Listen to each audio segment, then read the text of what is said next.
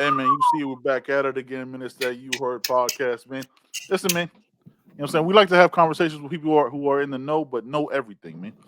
We got a special guest on the show. Make sure you like, comment, subscribe, leave us a 5-star review, man. Joe, what Yes, you sir. got? Yes, sir. Very special guest today.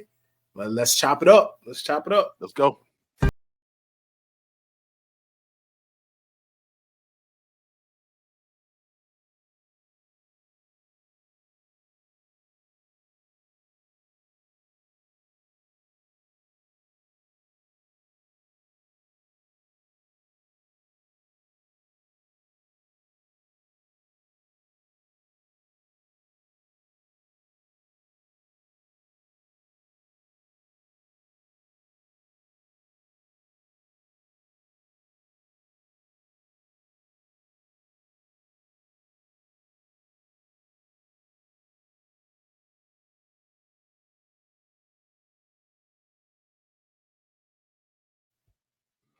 Hey man, look. Before we bring him on, he's gonna hear this.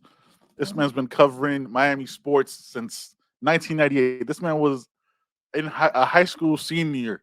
You know what I'm saying? Working for the Miami Herald, man. I grew up reading his blog. It got me more and more in the knowledge of, you know what I'm saying, Eye on the U at the Miami Herald. He's been working for the Athletics since 2018. Man, everybody knows him. You love him, man. It's Manny Navarro, man. Let's welcome to the show. What's up, guys? How you doing? That's a warm welcome. I usually don't get this much love from Canes fans. It's usually the hate for me, man. Nah. We don't do Nah, we man, don't not do here, that man. here. We don't do that here. We go above it, man. We know what it is, man. Listen, Manny, before we get started into the whole Canes talk, right? How the hell were you writing for the Herald as a high school senior, man? Because we were talking about like going and thinking about writing and stuff like that. Like, tell us that whole process, man, because that's crazy. Yeah, when I was a kid growing up in the city, my dream was to go play for the University of Miami. I grew up playing football and baseball down in West Kendall, Tamiami Park, and I played a lot of travel baseball. I thought for sure I'd get a chance to play baseball, but I wasn't good enough. And so by the time I got to high school, I started getting involved with the journalism programs. And what happened was they had an internship program in high school where you could come spend a week on the University of Miami campus and get taught by all the journalism teachers in the department. And you spend a week there putting together a student newspaper. And so I did that, and shortly afterward, I got a phone call saying, "Hey, we'd like to invite you. This is my junior year of high school. We'd like to invite you to come work for Neighbors." If you remember that section in the Miami Herald, it Mm-hmm. was basically like a community Yep. newspaper. And so I went there, and before you know it, I got called over to the sports department to start doing box scores and standings and all the things people used to read in the newspaper way back when.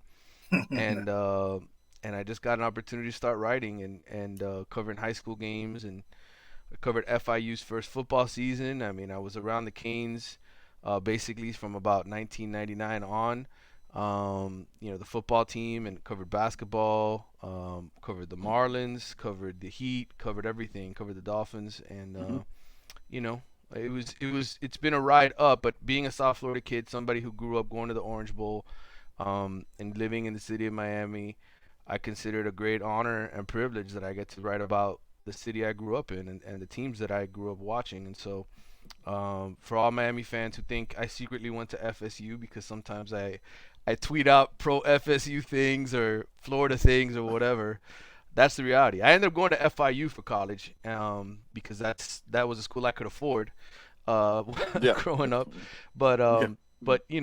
I enjoyed my ride all the way up through. That's dope, man. That's a dope story. What do you've been doing this for over 20 years. I mean, Hmm. what do you enjoy covering the most? Like, do you have a preference? Is it college, NFL, NBA? Well, it's funny. The NBA to me was something that when I first got put on that beat, which was right after LeBron James left town. So I started covering the Miami Heat literally when right after LeBron decided to take off. Yeah. Um, Mm-hmm. I thought, man, this is gonna be terrible. I just had my second daughter who was born, and I'm like, this is gonna be crazy. I'm gonna be driving all the way down to the arena, traveling here and there. But the Miami Heat probably have the best access Wow. of any organization that I've covered in terms of allowing writers to establish relationships with players, and I felt my 3 years covering the NBA, I really enjoyed it. I really did. And ultimately, I decided when the Athletic called me in 2018, they said you can cover the NBA or you can cover college football again, and it's your choice. And I decided to come back to college football only because my second daughter, was 3 years old. My oldest had just turned 8, and I thought, okay, I got to be that dad who's around. I want to be that dad who coaches them in sports and soccer, whatever it is that they want to do, and so that's why I made that decision. But God's honest truth, I think I really enjoy the NBA the most. But the Hurricanes, being around them, covering college football, like I've done that my whole life, so it feels like natural thing too. So I don't hate it. I enjoy what I do. I enjoy doing my podcast. I enjoy writing. I enjoy talking to you guys about the Canes. So it's not a bad job at all. It's a dream job. Yeah. Cool. So when you go, let's fast forward to that, right? When you go to the Athletic and you start writing, and you start covering the Hurricanes in college football as an overview, right? We get stuck in the minutia as Canes fans, right? Like Canes are the only thing that matter. That's it. Nothing else matters. So once you took that step back from the Miami Herald and covering it day to day the way you did, and now you do it for the Athletic, and you have that bird's eye view. How did it open up your eyes to how Miami is viewed across the country? Well, covering Miami teams for as long as I did for the Herald, I knew that there was, I don't want to say a lot of hate, but certainly a lot of criticism of Miami teams. I remember being in press boxes at high school championship games, and in Bradenton and Gainesville and Tallahassee and other places, and they're literally booing against the Miami high school teams. Like the people inside the press box are rooting Mhm. against them, and being exposed to wider groups of people, being on the road covering the Marlins in San Francisco and watching the Eastern Conference Finals, watching the Heat play the Bulls in the Eastern Conference Finals, and being at a bar where the entire bar is literally rooting against LeBron James and Dwayne Wade. They have no reason to root against them, but it's the haterade, right? It's what they Yeah, feel in their bones. It certainly makes me feel like Miami's a special place. Like there's a lot of people who enjoy watching when Miami teams lose, and from a national perspective, I've certainly felt that more than I did when I was just working for the Herald. I've come to see that a little bit more of a bigger perspective. And then I would say the other thing is that I think our fans sometimes get a little bit too caught up, like you said, in the minutia and in stuff that really doesn't matter. But that's just because they're fans and they're passionate and that's what they love to do. I think sometimes it is good to take a step back and realize, hey, this is only Mario's second season, and his situation is yep, different than Lincoln Riley's situation at USC, and yep, so to me, I think sometimes Miami fans, we just, we get caught up in the moment, right? You get caught up in, man, this is happening again, and but you don't see the big picture, and I think doing what I do for the Athletic, I do get a chance to see the big picture. I do get to see how other programs operate. I do get to see people who have success in other parts of the country and why they have success, and so I feel like I think I'm a much better reporter because I've been exposed to what's going on around the rest of the country.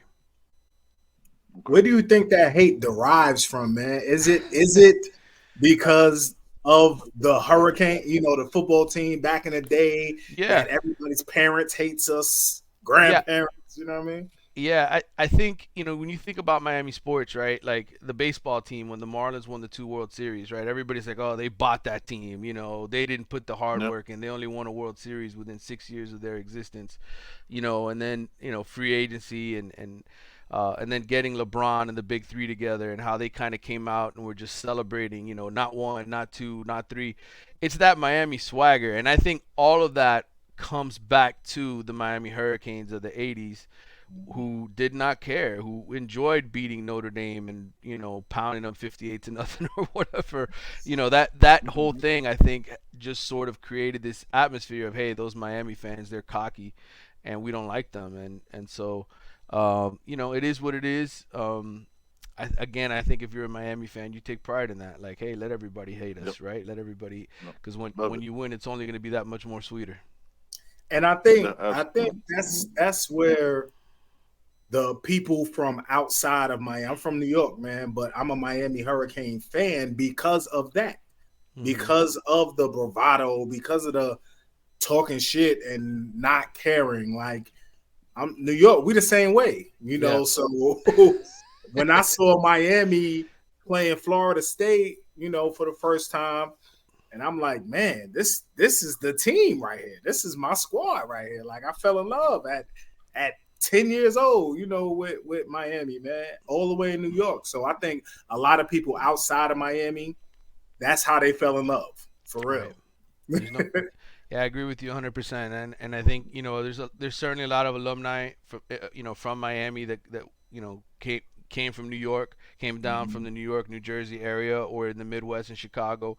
A Yep. lot of students who came down here, so there's a big following in those parts of the country. In fact, a lot of my readers at the Athletic, because we are an international website, Yep. are people who don't live in Miami. They're Miami fans from all over the country, sometimes all over the world. So when I get letters and messages, it's usually those kind of people who are reaching out to me. That's dope. Yeah, Dope. yeah. I mean, you see I mean, Uncle Luke. You see I saw like a Vanilla Ice clip and wearing, what I'm saying, the old starter jacket, Hurricanes. The Yeah, brand was crazy. it Yeah. still is. Manny, it still is. It hasn't changed. The U is, what I'm saying, it's an emblem. It's a logo. Man, Yeah. let's talk a little bit about the challenges that Mario faced going into year one, right? Like, because this is like last year, like how you say on Wide Right Pod, last year felt like year zero. You know what I mean? Like this feels like just starting over and going into this year. Was it 44 new players? How can we even begin to assess what this season could be like? Yeah, it's really interesting because I think what we've seen in the first 18 or 19 months is that Mario came in with his idea of what he wanted this football team to be, right? He came in with, hey, I'm going to go out and hire these coordinators who are going to run the football, which is what he did, right? I'm going to have these offensive linemen just bully people. We're going to get away from what Rhett Lashley did on offense. We're going to get away from what Manny Diaz did on defense, which was aggressive blitz pressure. And then I think after he went through what he went through last season, where they went 5-7, I think he really realized, yeah, that's going to take me a while before I can play the way I want to play. I got to get the roster the way it needs to be. I think he thought he could come in here and just with a couple quick changes, be able to flip the script really quickly. And I think he kind of learned on the job. I think he had a hard first season where he realized, hey, I don't have the offensive lineman that I need here. I don't have the kind of defensive lineman who can get to the quarterback just rushing four. I don't have the unbelievable, cover corners that Miami always has. And I think, I said this on my podcast in a conversation I had with Carlos Ledo, but, I think Mario being on the West Coast for the last several years in Oregon, as much as he still obviously had people he knew down here, he really didn't understand what was going on at the University of Miami. He knew they were struggling. He knew they weren't good enough. But I think he assumed he could come in here and with a couple quick changes change the fortunes of the program quickly. And the reality is he had to revamp his roster before he went out and hired a Josh Gaddis and a Kevin Steele and changed the identity of this football team. And so he hit the reset button and he went back to what these guys, these seniors, these juniors that have been here, the Tyler Van Dykes of the world, are used to running, which is that spread offense, which is that aggressive defense with Lance Guidry where they're going to bring all kinds of pressure and try to get to the quarterback. So to me, it's interesting. I think Miami fans need to keep the mentality that he signed a 10-year contract. And so I think now the fact that he made these kind of changes so quickly with his coaching staff tells you that, hey, he knows this is a long overhaul now, right? I think at first he was hoping he could do it quick, and then he realized I can't. Now he understands the culture here. Now he understands what he needed to change, and he had to learn that. He could only learn that in person, being in the building. And so to me, that's how I look at this season. I look at this season ultimately as year two, but year one in a lot of ways because now he's gone back to, hey, this is what I need to do to be successful here, to have any kind of level of success. Because 5-7 is definitely not what you want. Yeah. I agree. I agree. Um, Culture said that. That's a hot button word, man. People throwing around that word like crazy. So you've been around the program again, man, for a long time. In 2023, why is the culture different than any other time that you've been here? How is it different to you? I can't honestly say that it's different. To Mm-hmm. me, the only way we know it's different is on game day, Mm-hmm. right? When these guys get punched in the mouth, when Mm-hmm. Texas A&M comes in here with a more talented team and punches them in the mouth, is Miami going to do what they've done for the last 15, 20 years and recoil and go back into that fetal position? Or are they going to stand up and play like an SEC team that Mario wants them to be, where they're Mm-hmm. going to come back and punch right back? And so that to me, we still don't know what that culture is until we see it on game day. That Mm-hmm. culture is exactly what I described. It's get back up and do the job and not recoil. For whatever reason, in the last 10 or 15 years, it's become accepted, right? To hey man, we're losing. It's not our day today, right? Hey man, it's not our season. We don't care anymore. Kids quitting. Kids, you can see it, right? You see it on the field. Yep. Hey, we got beat Hmm. today. That's exactly what happened after the Texas A&M game last year. They were a different team after that game, and what was shameful was they actually were in that game. They had a chance to win that game, Yep. and yet they took a punch and just recoiled. And so to me, all of this stuff, all of this, hey, these videos that the school puts out, hey, we're hanging out, we're doing this, everything the kid, it doesn't matter. It doesn't matter what they say, it doesn't matter what videos they put together. Show me on Saturday, show me against Texas A&M what you really are. Yeah, and I've been in the being in the building and at the games is much different than watching it on TV. I was at North Carolina, well, in Miami, when North Carolina ran for 6,000 yards in the game, and it just looked bad. Like it didn't seem like anyone cared. Last year, Florida State came, it looked bad instantly. Like One as play. soon as they scored, One play. yeah, Yeah. it just looked bad, man. And yeah, I agree. I think we're missing, that on the sideline. Like where are the leaders on the sideline, on Yeah. the staff, to get everyone calmed down and to light a fire under everybody's ass. We haven't had that, man. So I agree. Yeah, and it only really shows itself, like I said, on Saturdays because we can Yeah. sit here and we've gone through the preseason hype. Hey, this team is different. These guys are Again. different, right? And then what happens? We play the games, and the same thing happens, right? So to Yep. me, that's what I want to see. I mean, like you said, I want to see the leaders on the sideline. I want to see the leaders in the locker room. I Yeah. want to see the guys who won't allow this kind of stuff to happen, right? Who won't Yeah. allow their teammates to quit. Who get angry. I want to see it on the field. I want to see that anger on the field, not in the locker room where we can't see it. I want to see it on the field. And that's Yep. when we know the culture will have changed. I think one way Mario has certainly made an impact. He's going after guys that Miami really has no business getting coming off a 5-7 season. Okay, he has Hmm. continued to recruit at an elite level. In the sense, even if he doesn't get some of these kids, in the sense that hey, in his mind and what he's trying to put in those kids' mind is we're still Miami. We can still be Miami. And I think we've had coaches here before, and I'm not gonna call them out by name, but you know who they are. Didn't recruit that way. Who were like, we have no shot at this kid. Why are we even bothering? Yep. You can't do that in college Yep. football. You have to get the best players in the country to come to your program if you're going to change anything. And to me, that's where it all starts. Miami hasn't had a recruiter like that, really, probably since Butch Davis, where they put the kind of intensity into recruiting that is needed. Mario, that's what he does. And so whether or not he ever wins a national championship here, or whether or not this team even wins an ACC championship, he's changed the culture from the perspective of hey, we have modernized our recruiting efforts and we are trying to get the best players in the country to come here where before that didn't exist. So you talk about a culture change, to me that's real, that's tangible. He has changed that culture at Miami. Right. Right. Man, let me ask you, man. Look, we've seen the last 10, 15, 20 years, basically since 02, 03, right? We started those weird losses and then just they just steamrolled. Is that where that failure culture, I get but no other way to put it, of a little bit of a challenge and now let's just fold it up, guys.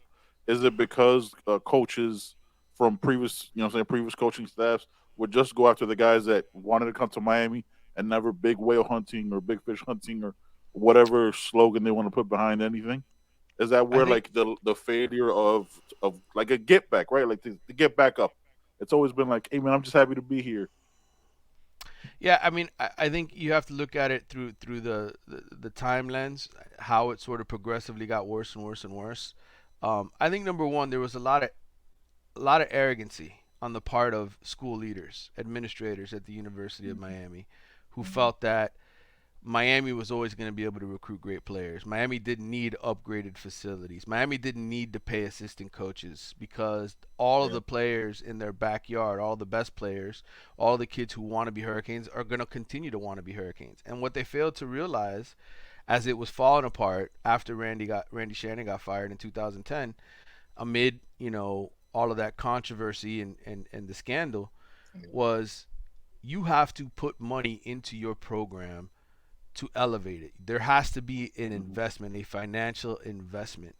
And so when Al Golden got here and the program went on, kind of went on probation and was dealing with a little bit of scholarship limitations, there was just a lot of fear in the administration. There's just a lot. Well, we can't get in trouble. We don't need Nevin Shapiro's problems to cause any more.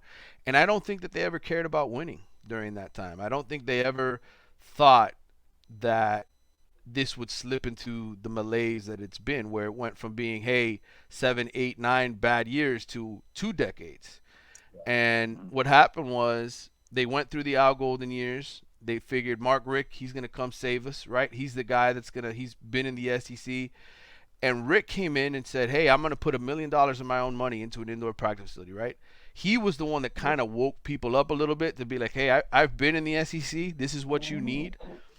And the problem was he was at the end of his career. Then they Yep. kind of half-assed it by hiring Manny, right? They just Mhm. let's just call it what it is. Hey, he had a great Keep the defense. We're buck. gonna we're gonna Yeah. do the Randy Shannon move again. And Yep. again, Again. leadership failed Miami. There was nobody at the forefront. There was no athletic director. You think about all the athletic directors Miami went through then, okay, guys? They had a Whew. bunch of different Yeah. ADs that were in Yeah. place after the Shapiro scandal. So once again, between school administrators and athletic directors and just people in general, there was an arrogance. We'll get back to being Miami. And then finally, at the end of Manny's tenure, some people say, hey, it's been 2 decades. We had enough. So Mhm. we're going to go out and we're going to put all this money together. And NIL is going to help us get out of it. We're going to be able to buy players. We're going to be able to bring the best players in the country in. And we don't have to worry about Shapiro or anybody else because it's legal now, right? So Mhm. Mario gets here, and he's the one, the guy who really cares about this program and really loves it deep down inside, who has the administrators around him now who are like, okay, we need to do this now after 20 years. So to me, to answer your question, I know we just went over a lot. To answer your question, man, like I would point the finger at Miami's leadership and a sense of arrogancy around people with this program who got used to this team just winning and didn't appreciate the Butch Davises of the world, didn't appreciate the job Dennis Erickson did, reinventing off. It didn't appreciate what Jimmy Johnson did, recruiting his Mhm. ass off and knowing how to evaluate talent. They just didn't pay assistant coaches. They didn't support their head coaches the way they needed to. And so to me, that's what happened at the University of Miami. Oof. Wow. So much to unpack there, Joe. I'm tossing it to you. Just hey, I'm Wow. gonna just let that simmer for a second. That was like a crock pot conversation. Like that thing just brewing. Whew. Now the perception. How big do you think? That what's the dude who? What's Damn it, the dude who the commentator who called us out. Kirk Kirk Herbstreit. Street. Kirk Herbstreit. Yeah. How big do you think that was? Like, how big of an impact do you think that was for the Miami the change? I wrote about this in the Athletic. I think between Barry Jackson's articles at the Miami Herald Yeah. and Kirk Mhm. Herbstreit basically echoing everything Barry had written about and what I'd written about and talked about many times too as well, Mhm. and other Yep. people, the Gary Furmans of the world, the people who have covered this program. All we did was say, hey, this is it. It's been 20 years of this, and Yeah. then Kirk Herbstreit picked up on it and he made a big deal. And if he doesn't make that big deal, I don't know if Julio Frank and Wow. Miami's administration feel the heat to really do something Wow. about it. Mhm. So I agree. I think they do deserve credit. Kirk obviously, like a lot of these national guys, he's not always watching what Miami's doing, but he Right. read that article, and thankfully he opened his mouth, and it certainly put real pressure, I think, on Miami's administration to do something.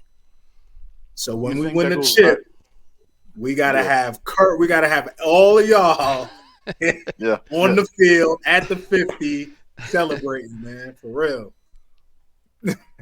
I'll be Hey, into it, listen, man. I'll be happy because that means I'll still have a job at the Athletic or somewhere. Right. Hopefully, that's what I'm worried about. Yeah, I got to get my yeah. That groceries buys this you week. another. That's right, man. That buys you at least another 10, 15 years if we pick up a chip. Hey, man, Yep. we're right around the corner. Yeah. With what's crazy about that, right? Is like you've been talking about it for years. I mean, I've been reading and listening to you for so long, and the everybody you mentioned, right? The Barry Jacksons, Gary Furmans, they've been talking about it forever, and it's crazy that like we as fans are like, oh man, like the arrogance of us is like, oh, but we're right around the corner. These reporters gotta stop talking, gotta stop being negative. It's like, fam, like they're in the building every day, like they know what's happening. So then when Kirk Herbstreit says that, they're like, hey man, we've been saying this for years. If Kirk Herbstreit never says that, it continues to be that conversations amongst fans and the reporters, right? That's so crazy. Yeah, I mean, I think the one thing Miami fans need to realize is that, I just said it right now. Like for me, I need this program to have success so that I can maintain a job. I'm not Yeah. rooting. I'm not ever rooting against the University of Miami. For anything. I want them to win and have success. A, because I grew up in the city and I went to the Orange Bowl as a kid. So deep down inside, even though I have to carry myself as a professional reporter, I want to see these kids have success. I cover them. I get to know them. I get to know their families. I get to know these coaches. So to me, the last thing I want is to see them lose. But I think from a professional perspective, the Gary Furmans, the Barry Jacksons, everybody who has covered this team for a long time, the guys from Inside the U who do a great job as well. I think the one thing fans have to get out of their head is that we're negatively trying to portray this team in any way, shape, or form. That's not the case. I think we try to point out the defects and try to tell the stories of why something is not working. And I think, unfortunately, sometimes the fan perspective is to just get angry and think, why are you piling on? Why are you picking on us? Whereas, it's more like being a doctor and just saying, hey man, look, your cholesterol is too high. You got to get on a diet, right? This is Hmm. wrong with you. It's more of trying to deliver a prescription than it is to deliver the pain. No doubt. Yep. No doubt. Yeah, We got I it. think the people, I Appreciate think it, man. the portion Appreciate it of right the there. fan base who really knows football and who really knows what a program should look like, I don't think they feel that way. I think it's more, and it's not a huge portion of the fan base like that, right? The majority of the fan base are fans, your casual fan, Right. so they have a problem with any critic. You can't be Saying critical everything. at all. You can't be Hmm. critical at all. If you say one negative thing, you're a hater. About a You know? player. Yeah. And Yeah. yeah, and that's crazy. That's crazy to me. So nationally, you work for the Athletic, man. You cover things nationally. Is Florida State that good, man? You know what I mean? Like everybody So has it's a them going to question. the chip. They got them winning the ACC. They got them playing Georgia and the Nat. Like, I think this is Florida State's best team probably since it made the college football playoff. okay. But I think what we need to also recognize here is there is a huge gap between number one and number two, and Mm-hmm. then number two and number three and number four, and then Yeah. number four and everybody else. Yeah. Like I think people sometimes as fans like, oh well, Ohio State made the playoff and they almost beat Georgia. Okay, that was one game. Did you see what Georgia did the following week against TCU? Yeah. Like Hmm. Hmm. everybody can do it, show up for one game and make it close. But the Mm-hmm. reality is Georgia, Alabama, Ohio State, you just study the rosters. I wish I could show you guys all the research that I do because I don't sit here and just talk loosely off the top of my head Right. and Facts. I put together these massive charts, okay, where I put in recruiting rankings, I put in the number of snaps guys play, the number of starts they've made. I mean, all kinds of analytical information. And I sit there and I study it, and I do this year round. And I look at rosters. I see who teams lose, who they pick up, what coordinators they pick up, what assistants. All of that plays into ultimately what happens on Saturdays. And I can tell you this is Florida State's best team in a decade, but I can also tell you this is not a national championship winning team. Okay, right. They have some holes. I don't think they're pass rushers. I think beyond Jared Verse, they're looking for some pass rushers to step up. I think their secondary at times is really weak. I think they have some chinks in the armor that would get exposed if they played a Georgia or an Alabama or Ohio State in a playoff game. Mm-hmm. That said, could they win the ACC this year? Absolutely, because I think Clemson's quarterback situation, I like Cade Klubnik a lot, but he is a babyface freshman. Mm-hmm. And to just assume he's going to be Trevor Lawrence in his first full season as a starter is foolish. I know Garrett Riley's a great offensive coordinator, but that's Dabo Swinney's team. It's a little different. Dabo Swinney's ultimately could pull the reins back on whoever is calling those plays. And so I like Clemson's team. I don't know. I just literally did an entire breakdown of Florida State and Clemson for The Athletic that'll be running at some point this week during the ACC stuff. But I don't know for sure who wins that game. It is going to be played in Death Valley. I don't know who's going to win the rematch, but I know this. I would be shocked if Florida State and Clemson are not playing in the ACC championship game. They're by far better than everybody else in the league. By far. That's a man huge... does analytics. He broke it down. Man. We can't argue with that. We just don't. We're coming with the lens of like we just don't like them. Manny's like, hey man, I wrote down everything else. I bring facts into this. Like, I'm like, hey, I hate FSU. The huge fact. I think the biggest factor for FSU is the quarterback. If something happens to the quarterback, all that is out the window. Absolutely, I think you can say that for every team, right? Just about every team in college football. Something happens to their number one quarterback. Somebody loses their top cornerback. Their number one edge rusher goes down. It can completely. But that's where injuries come in. I think if you look at it on paper though, and you're objective, Florida State might have offensive line in the league this year. They've got 7 guys who have started, I think, over 22 games in college. 7. Okay, Miami's going to start a true freshman at right tackle in Francis Mauigoa. So I'm not saying Mauigoa can't do a good job, but I studied all the freshmen in college football last year. I did a true freshman report the whole season for The Athletic. There's only 4 or 5 true freshman offensive linemen that played as much as Mauigoa probably will this year, and they were good, but they weren't amazing. They weren't, the best offensive tackles in college football. They were solid. So there's going to be moments this year when Mauigoa looks like a freshman. There's going to be moments this year when some of the other guys that Miami has brought in that I think they're going to count on are going to look like freshmen. And so that's why, as much as I want to see Mario turn this thing around quickly and for this program to take off, I think we all have to put on the brakes and say, hey, sometimes it takes a little bit longer than you want to get something right. And I think as good as this freshman class that he just recruited came in, I'm not expecting more than 3 or 4 freshmen to really have a good year. I think the rest of them are going to look like freshmen most of the time. Yeah, that's exactly. Yeah, that's damn. It just kind of brought me down from like I hate FSU to like, oh, okay, the reality of what we are. With this upcoming class, right? With this upcoming year, what was it, like 45 new players just dropped the roster. I think with like 81 or 82 players. What the like? I don't even know how to begin to assess this season with such a huge roster turnover. And when you have a starting right tackle as from being a true freshman that was playing in high school last year, what are our challenges at depth, and what are positions that we really are lacking in?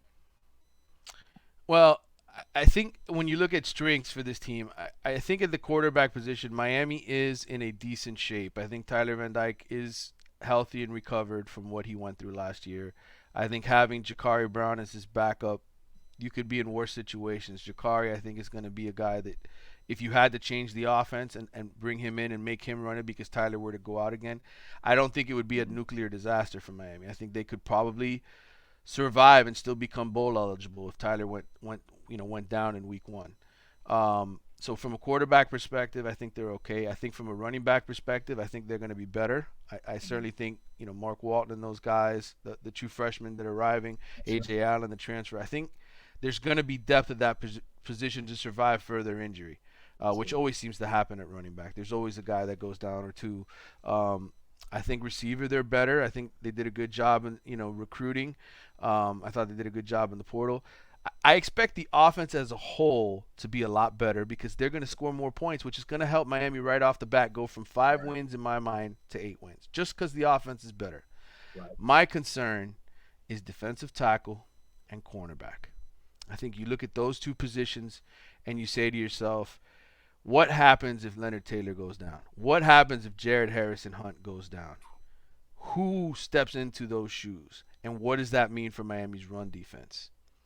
It could be apocalyptic. Okay, this wasn't a very good defense last year, and some of the bigger teams that they're playing, the Clemsons, the Florida States, the Texas A&Ms, the guys that have those big burly offensive lines that can push them around, are still probably going to have success even with Leonard Taylor and Jared Harrison Hunt healthy because there's not a lot of depth at that position. So I worry about defensive tackle, and I think at cornerback, for as much movement as they made in the transfer portal, I didn't think Tyreek Stevenson and what's his face who was DJ Ivy. DJ Ivy. I didn't think they had a good year last year. I don't think anybody in the secondary had a good year last year. So hopefully an improved pass rush helps those guys out.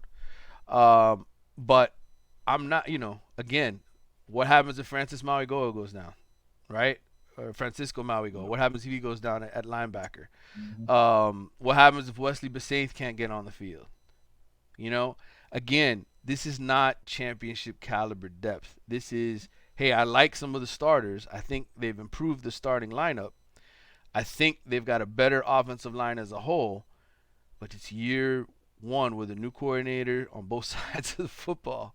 Yep. You had to hit the reset button. If this was year two, if everything had worked out with the previous coaches, you weren't changing language and weren't changing things, maybe I feel better about the situation. But again, this is why my expectations are lower than most Miami fans.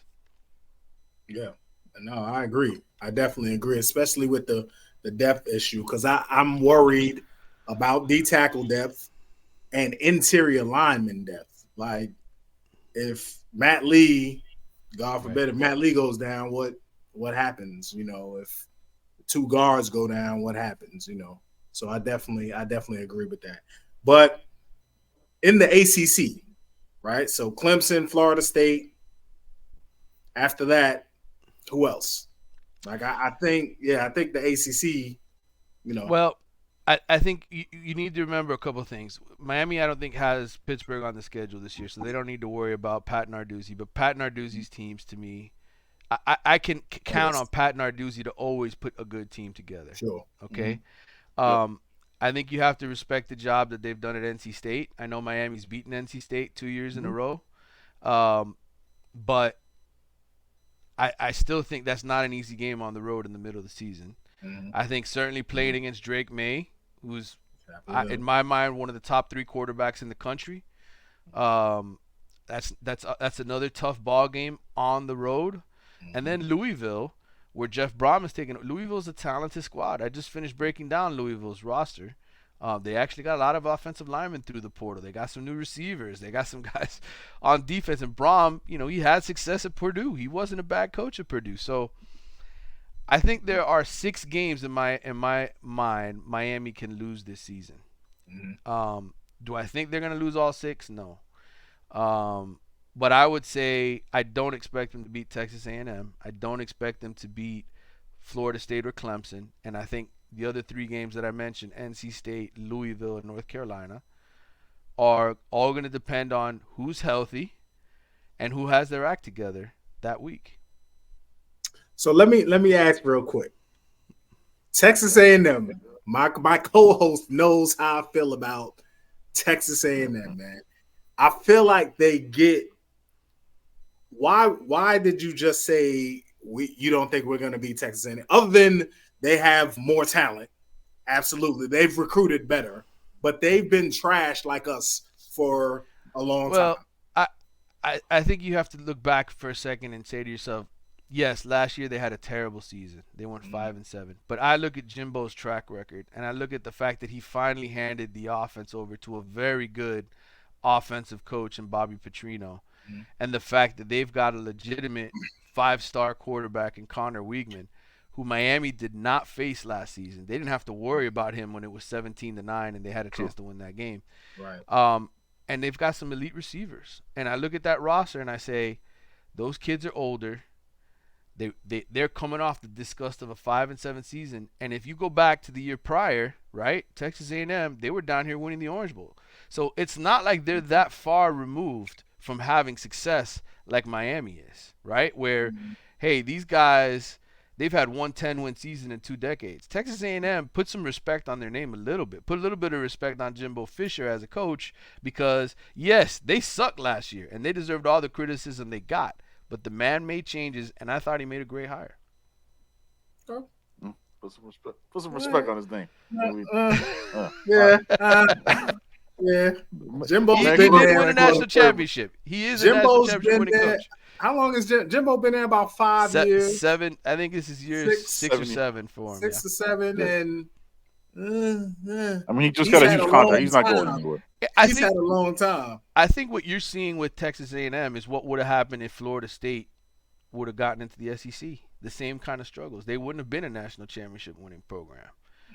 It is not easy to win in that league because you have to show up every single week. And I think Florida State and Miami, for years, okay, when Miami was in the Big East and Florida State was in the ACC in the early stages before the ACC and Clemson took off, they took advantage of playing some cupcakes for a long time. Whereas I think Texas A&M, they stepped into the SEC and it's like, whoa, wait a minute. We got to show up every week. And that's hard to do. That's why that's the best league in college football. Yeah. That's true. And that's going to get even harder with Oklahoma and Texas going into it, next year? Right? It's going to be a big reality check for those Oklahoma fans. They don't know what's coming. Yeah. And those Texas fans as well. It's going to be a big reality check when they got to play that SEC schedule every single week. It's nice when all you got to do is take on Texas Tech or Kansas State or Kansas. But, hey, there's only one Vanderbilt in that league. Yeah. That's all I'm saying. That's it. They're only one. Only one, and we got a quarterback from them. So you say at best, so you're saying best case scenario for this year is 8 wins? Is that kind of where you're at? I think they could win 9. I think there's a potential where, like I said, if they win 2 tough road games at North Carolina and NC State, and handle business at home in a tough month of November against Louisville, that's not an easy game. That's a tough month of November. If they can do that, they can get to 9 wins. So I'm not ruling it out. I just think right now on paper, before any injuries happen, before any storylines develop in camp, before anything else happens, this Miami team on paper could probably win 9 games. I would pick them to win 8 because I think they can probably pull off one of those road wins at one of those North Carolina schools, and I'm going to give them the win at home against Louisville, who is in their first year with a new coaching staff and switching from a 3-4 defense to a 4-2-5. So those kids have to go through their own sort of changes as well. But talent-wise, if I'm Louisville, I'm not scared of Miami. If I'm North Carolina, I'm not scared of Miami. If I'm NC State, I'm not scared of Miami. So those are all games that I think, I don't want to call them coin flips, but certainly there will be games in the fourth quarter that Miami's struggling to win. Well, I got one more, just a follow-up. Because the worry is, like, we just look at how we've been, right, the last 10, 15, 20 years. If let's say A&M goes poorly, do you think that's when we find out who we are? Like, let's say if it goes the way you're saying, like, will we know more, or will this be like a ever changing squad where we're still trying to figure out who we are? Yeah, I mean, I think it's really interesting because, like I said, I think Mario's identity is the coaching staff that he hired in year 1. I think that's the team he wants to be. Right? He wants to run the football. He wants to power. Go back and look at what he did at Oregon. That's what they did. He didn't run a wide open offense. Okay? He just didn't. They ran the football, and every year they got better at running the football. So I think at his core, as he continues to recruit um, good offensive linemen, let's say they keep stacking really good offensive linemen and running backs year to year to year, I could see this team 2 years from now hiring another coordinator who is more of a traditional pro style offense than somebody who runs the spread. I can see the defensive coordinator going from somebody who's super aggressive once he's got dominant defensive linemen up front at D tackle and DN, and they can only rush four, to being more of a traditional defense who doesn't blitz nearly as much as they will this season under Lance Guidry. So I think this thing is going to evolve. I think this is a 10-year plan. I think as the years progress, Mario will make adjustments to his coaching staff, but I think deep down inside, the team, the coaching staff that we saw last year and the style that they wanted to play is what Mario ultimately wants them to be when this roster looks the way he wants it to look. Joe, I feel you. I feel you. Um, what do you need to see, Manny? Like for to deem the season a success, not record wise, obviously. 8, 9 games. It could be a terrible 8 wins. You know what I mean? What do you need to see I out of think the team? think it goes back to what one of the first questions you asked me. It's the culture. Mm-hmm. Does this team um, eliminate its ghosts? Do they um, stop being the team that we're used to seeing when they get punched in the mouth? When somebody takes it to them, do they show up the next week? If they lose to Clemson and it's a hard fought game, where they're lose by a field goal or a touchdown. If they lose to Florida State on the road by 3 touchdowns, what do they come back as the following week? That's what I want to see. Is this Miami culture really different, or is it just the same thing with a bunch of new players and jersey numbers? With a bunch of new coaches. That's when I know that something will have changed at the university. I mean, that's something hard to do. That's something that I don't know how Mario's going to do it other than changing the guys who are in the jerseys and getting the kind of guys who put the uniform on and want to be great and aren't going to make excuses and aren't going to look and point the finger at somebody else. That is the character challenge that he has to overcome that nobody else before him in the last 20 years has been able to overcome. So Right. to me, this is make or break for me with Mario. Like this is, I don't know that any other coach, and maybe I'm wrong. I just don't know that any other coach A wants this job and this responsibility, and B could figure it out and change this program forever and get it to be what it needs to be. Because at this point, guys, let's be honest.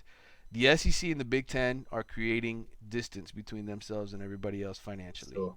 yep. Sure. In the coming Mhm. years, Mario's going to get outbid for the kind of coaches he wants. In the coming years, we could see a scenario where the SEC and Big Ten start paying players because they can afford to with their rich TV contracts. Okay, Yep. and you don't need to go through NIL anymore. So there could be a huge gulf. Mario in the next 5 years, in my mind, has to take Miami to the playoffs if things are going to change around here. If that doesn't happen, if he's not even close to that, if we're still talking about 8-4 and 9-3, and the culture hasn't changed here, then I don't know that anybody ever changes it. Yeah. That was gonna be my follow-up. Like if he doesn't do it or if he can't do it, Oh, who the hell can? Because I know this is his baby. He's here for a reason. I'm sure he is like dead focused on getting this thing turned around. And if he can't do it, I don't see who can. You, So you, there's been a lot of other coaches who have come here and interviewed for this job in the past, and I don't know that any of them ever felt. Think about what Miami faces here. You don't have an on-campus stadium. You're one of the few schools, major Power 5 schools, who doesn't have an on-campus stadium. You play literally 25 miles away.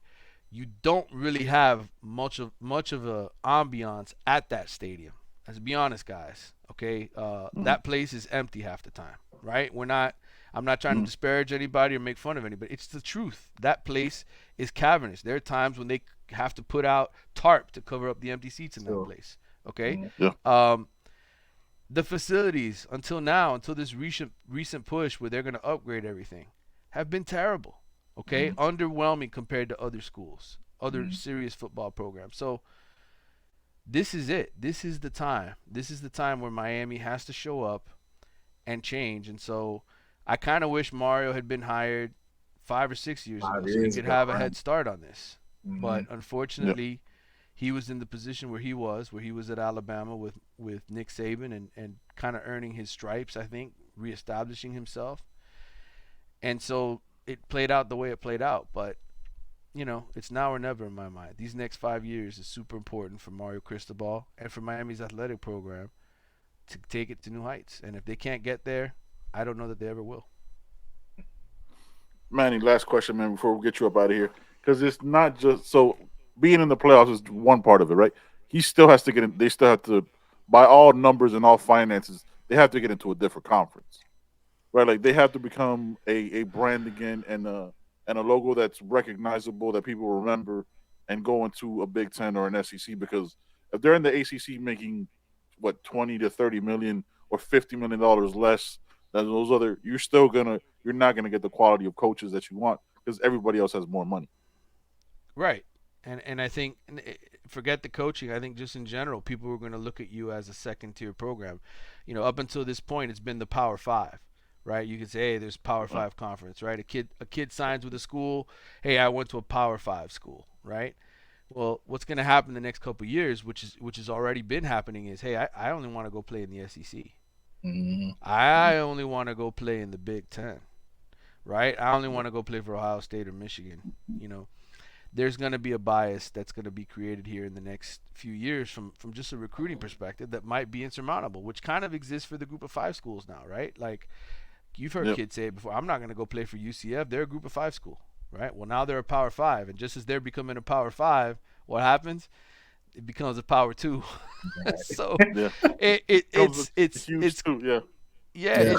it's just the way it is, guys. It's just the way the game is. And I think Miami I think if Miami becomes what we hope it does, which is a championship contending program, a team that makes the playoffs, that wins the ACC in the next 5 to 7 years. By the time we hit 2030, and the Big Ten is looking for a new TV deal, which is when their new TV deal comes up. I think Miami is the perfect fit for the Big Ten because a couple of reasons. Number one, Big Ten recruits the state of Florida more than any other state in the country. Okay, the majority of their recruits come from the state of Florida. They don't have a team in Florida.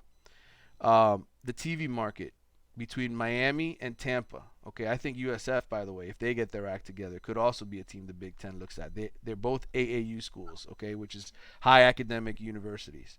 Um, Hmm. I think it could be the perfect scenario where Miami and USF, by the time 2030 hits, if they're both playing well and USF is back to being the kind of program it once was under Jim Levitt, that it almost seems like a perfect combo. Hey, we're going to go add those two teams to the Big Ten, and we'll go out and add two Pac-12 teams like in Oregon and Washington, and now we're going to become a real national conference that expands to the South and to the Pacific Northwest, and they become a 20-team conference. I think that's the best thing for Miami. I don't think the SEC is ever going to invite Miami to come in. Miami had its chance in the late 80s, and you guys can read my article when it comes out Tuesday in The Athletic. Miami had its chance in 89, 90 to get into the SEC if they Yep. wanted, but they weren't looking that way, and so it never worked out. But I just don't think the SEC will ever come calling for Miami. Thing. I'm Joe, sorry. you got One anything? last thing. Yeah, One go last ahead. thing. Do you think there will ever be a new stadium closer? Like, will we ever see Miami in a different stadium? I can't Mhm. I can't picture it. I can't picture it because I think taxpayers in South Florida who already funded Marlins Park, who already Hmm. fought so hard with David Beckham and the Miami team for that stadium Yep. that they allowed there, who already financed American Airlines Arena. I just Hmm. don't see, unless you have a really really rich billionaire who's going to finance it by himself. I'm trying, Hmm. man. I don't see it happening. I'm trying, man. You trying? Yeah, man. Hey, you got all If you I got to do is won hit that, that Powerball, man. yeah, man, if I won that, I'm out. That's where I was gonna be at. We was gonna be talking Yeah. about the new stadium, baby. Yeah, Yeah. The Joe Williams Stadium. Name it after we himself. was gonna talk about it, Oh, baby. man. Hey, Manny, man. Thank you so much, man. We really Thanks. appreciate it. coming on the show, man. Definitely dropped a lot of information and honestly just really enjoyed it, man. Like I said, I grew up reading your Eye on the U blog. You know what I'm saying? You kept me up to date with everything. I remember that there was early games, you'd always have it up at night. There was a late game, you'd have it up early the next day. So man, it always let me know what was going on, man, watching the game and just starting to get that insight, man. So I really appreciate you jumping on the show, man. Well, thanks for inviting me, guys. It was fun talking with you, and I wish you guys the best of luck with your program. And for those of you who want to subscribe to the Athletic, I could always use more subscribers. I could always use some fans who want to read not just my stuff, but I think some of the best college football coverage there is in the country. We got Sure. some of the best writers who do a great job, and so I think, again, I gained the national perspective working for the Athletic. I think you guys would too, just reading the Athletic. Yes, sir. Yeah, man. Yes, Definitely, sir. man. Manny, man, Thank thank you you. so much. Have a safe trip up to Charlotte next week, man. This Thank you, week. thank you, man. Appreciate it. Best of luck to you Yes, sir. guys. Yes, sir. All right, man. Thank you, man. No problem. Oh man, bro. So he dropped us with so much, bro. He dropped with so much. All right, man. Let's get into this Canes we're at, and you know what I'm saying? Jeez, just so much to process. Let's go. Welcome to Caneswear. Family owned and operated since 2010, Caneswear has all latest merchandise for the Miami Hurricanes, Miami Dolphins, Inter Miami Soccer, and more. Come visit us at our store in Davie on University Drive just south of I-595 or online at caneswear.com. Caneswear, the spot Miami fans shop. Hey, man. Canes Y'all already where know, man. building. You know it. Yo, man. Listen. Y'all already know, man. You know what I'm saying? They get hats for everybody. Y'all already know. Caneswear.com, man. That's what it is. The move. Yep, I'll Man, be listen. down there That was soon. yeah. We'll see what you're moving, man. You got a lot going on. Yo, man, Mhm. what you think about that, man? There was a lot being said there that I appreciate that perspective. You know what I'm saying? When No you're not doubt. stuck in and you're trying to get the bird's eye view. Dropped a lot, man. Dropped a That lot. man has been around the program for 20 plus years, man. You know what I mean? You regardless of any ill will you may feel towards the media or him personally or whatever, he's been around the program for 20 plus years. He's seen it from all sides, all angles. Yep. He's been Yep. in the building for real. You know what I mean? He has established relationships. So, you have to take heed to what he's saying. You have to. Yep. Yeah. You start thinking about it, man, like because you people don't think that far ahead, right? When you go, I just want to win this year. You don't Mhm, start thinking of like how far behind we are the Big Ten and the SEC, mhm. right? Like how these next couple years really are make or break for what Miami's going to be in the future. Because we might be if we're not in those huge two, you know what I'm saying? Like in the Big Ten, it gets really difficult, right? Like they could spawn off and do their own championship and do whatever they want because they got all the money. They all got their privacy and not we didn't touch like the NIL shit. Like NIL, those schools might be already one of those state schools that are able to pay the players outright. You know what I Yeah. mean? So Yeah, because he it mentioned becomes a it like monster. universities are going to be paying schools like straight from the Yeah, university. You know what I mean? You're yeah, getting an actual salary from the yeah, university, and that's going to be a game changer. You know what I mean? yeah. Which it's Yeah. it's crazy, man. There's so many moving parts to this, man, and that's why one of the main reasons why I wanted to have him on. Shout out to Heels 919, man, for even initiating that whole Shout conversation, man, out. because he Shout had out. you know what I'm saying? He has a different perspective that working for the athletic gives you, right? Like you get the national brand, you get the national recognition, and you start seeing how other people express themselves and all these moving pieces. I don't know how many fans or how many people are having those conversations where like, yo man, if we don't move to the Big Ten, we lose it. Like I know we talked about it when the whole ACC thing back when we were thinking about moving to the Big Ten was like that's real money, man. Like you're not Yep. gonna make that up in the ACC. You're $60 million behind every year, and that's Yeah. Vanderbilt. Vanderbilt $60 million ahead of you. Purdue Yeah. is $60 million ahead of you. That becomes different. You right now you're just fighting Ohio State and Michigan for your recruits, and it's gonna be North, maybe not Northwestern so much, but You know what I'm saying? Like you're gonna be fighting off some schools that it gets more and more challenging, man. There's a lot going on in there, bro. A lot Yeah, going on with it, man. absolutely, absolutely. We're gonna see what happens, man. You know, we have it's a long season. You know what I mean? The season's Yep. coming up. We've had a long off season. So, Yep. you know, we're about to see what's happening. And like he said, you know, like we all we need to see it, right? All the Yep. talking. Miami has been off season champs for a lot of off seasons. You Yep. know what A I lot of mean? championships. A lot of Yep. off season championships, man. But we have to see it, man. You know, so we shall see. We shall see what's Yep. going on. Camp Fall camp opens in 8 days. You know what I'm saying? August 1st. Tuesday. You Oh, start seeing what we are, man. But again, we know players from previous, you know what I'm saying, previous seasons that are great in practice. But we see them on Saturdays getting toasted. I'm saying a lot of people win those workouts. I mean, a lot of players win those workouts because maybe the quality of play you're going against ain't the talent level that it should be. I'm saying there's a yeah, lot of perspectives you got to look at, man. But yeah, man, yeah. salute to Manny, man. I got nothing else, man. What you got, Joe?